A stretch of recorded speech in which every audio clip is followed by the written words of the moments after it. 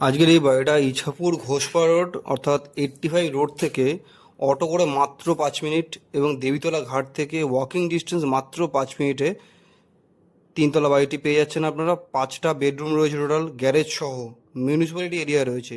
বাড়ির সামনের রাস্তা কিন্তু 16 ফুটের। বাড়ির দক্ষিণ দিকে পুকুর থাকায় একেবারে খোলামেলা হাওয়া পাবেন সারা জীবন।